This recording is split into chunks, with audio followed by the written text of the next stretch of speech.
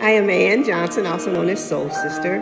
I'm an artist out of Houston, Texas. I was born in London, raised in Wyoming, and Prairie View A&M University brought me to Texas.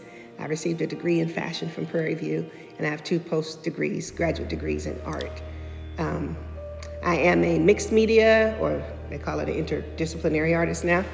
The game has changed.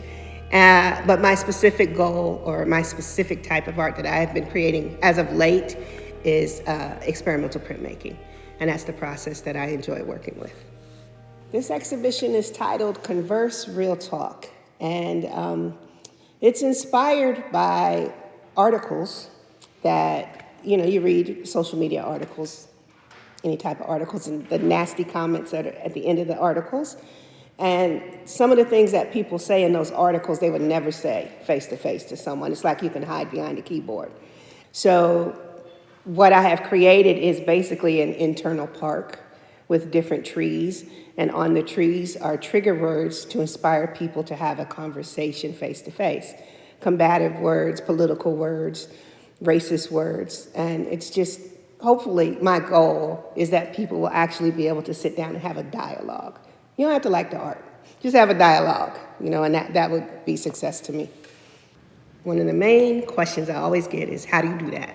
And so my process, it's experimental printmaking, but I use the intaglio process, which is a form of etching.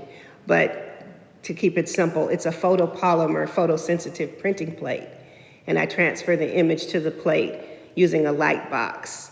And then I can etch that image with water, so that seals the image on the plate, and then I can ink it and I can print on anything. Now the sunglasses and the mirrors, that's just a simple iron transfer. But to print on the feathers and the leaves, it does involve a printing press, not a computer press, but a printing press, old school printing press. So for me as a printmaker, I don't print on paper. Most people print on paper. I don't like paper. So I print on leaves and feathers. It's cheap. I can pick up leaves. And sycamore leaves are like velvet on the back, as are magnolia leaves. So they're very absorbent to the printing ink. And that's why the images become so sharp. I have a tree called the reflective tree. And as you go around the exhibition, each tree pretty much has a theme, but that doesn't mean that the viewer will see it that way. The original Converse tree with the trigger words. Then I have a tree called the learning tree with children's chairs to encourage some of these tough conversations with kids.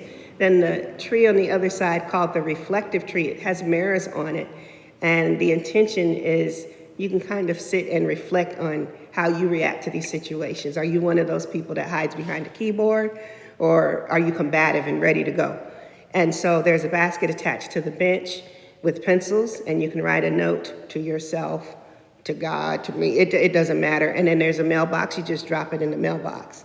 I may never read it because I don't have the key to the mailbox. So don't worry about me getting in your business, because I can't really read them unless I break into it. So that's the goal, to hopefully have people sit and just kind of reflect on how they interact with these questions and situations. So the shadow box pieces are basically individual nests in their own right. And each box has a specific image of a specific person. The first one is mama's boy, a young man kind of, coming out of age, I should say. But in the bottom of those nests are grass and things that you might find, keys, feathers, leaves, and an Afro pick, a little revolutionary Afro pick emerging from each piece, kind of, the struggle is real. The centerpiece is called We Must Protect This House. And it's almost like a church stained glass window. And the images are a couple of young boys, a couple of young girls, and there's one specific image of a young black boy with a target on his face. Like he's in the crosshairs. And we must protect this house. It has women in it as well. So we have to protect this young generation, because some of them just don't expect to live long. And it shouldn't be like that.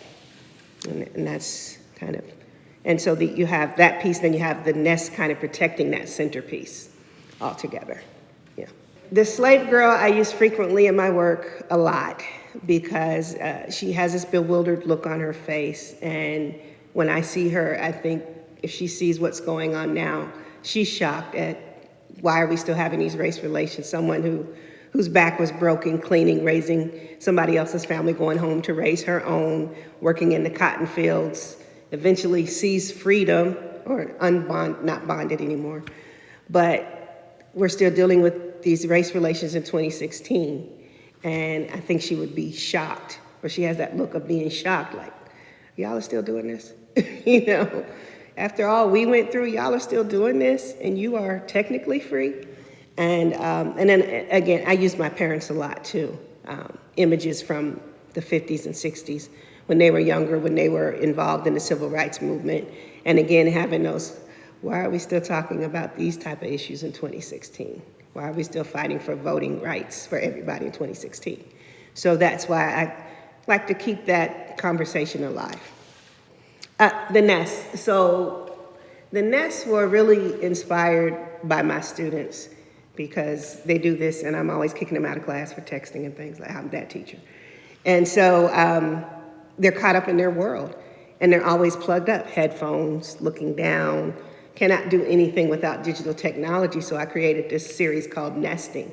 So I have these circular nests that just hang from the ceiling, and then there's delicate feathers on the inside. Some people are looking at you, some are asleep, some are clueless. And so they're kind of nesting in their own worlds. And when you just kind of walk around, it looks kind of cool because it just kind of floats. And it says a lot about where we are. It's like, you know, kids can be in the same house and they're texting each other instead of just at least yelling. We used to yell, you know, across the hall. They'll text each other within 2 feet of each other. So that's what it's about, just a whole generation that's nesting in their own world, but with hopes that they're not nesting away. There's one small interactive video in the show, and there's a poet, young poet out of Houston. His name is Outspoken Bean. He was the youngest poet to be nominated for Poet Laureate in the state of Texas. And he created this poem called Trayvoning, and it was an immediate reaction. He wrote this poem the day after the verdict, where Zimmerman got off for basically hunting down Trayvon Martin. And it's a powerful poem. And oddly enough, when I talked to Bean, I asked him if he would recite it for me. He happened to have on a hood that day.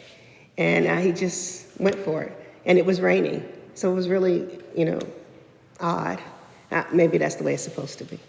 A very smart person told me a while ago, use your creativity as your activism. And particularly with the Sandra Bland situation, because that was my backyard, but I didn't participate in a lot of the marches. I was having some health issues. But I didn't participate in a lot of the marches, but I found other ways to be able to show a form of activism. And if it wouldn't keep happening, I wouldn't need to do it. So, you know, the things, they just keep happening, and I guess that's just the way the world is, or is going to be. So, and everyone's going to have a cause. And, you know, I won't say that's my specific cause, but one of them, you know. And I think a lot of people misunderstand the Black Lives Matter movement. It's not all about just hating the police or things like that, but it's about, again, why does this seem to particularly keep happening to us? What is that about?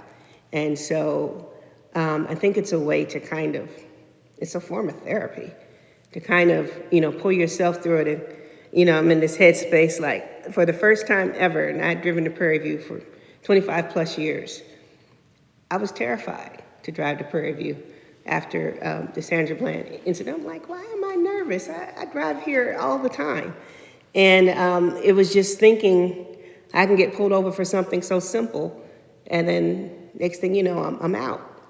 So it's kind of a way of therapy, but hopefully it reaches other people in a sense. You don't necessarily have to be direct. You can be conceptual with your activism. And I think that would make people think a little bit deeper. Yeah. My hope with this exhibition is not to be taken by it. The feathers are pretty, you know, the leaves are cool. But I would hope that they would leave here being willing to have a conversation with someone face to face. Even if they bring them back to the gallery. Let me take you to this really cool spot and we're just gonna talk. And if I could encourage more people to do that and then not create as much nastiness or cyberbullying, if you will, I think that would be cool. I think this is, in my own way, it's its own form of activism, but in a more positive way.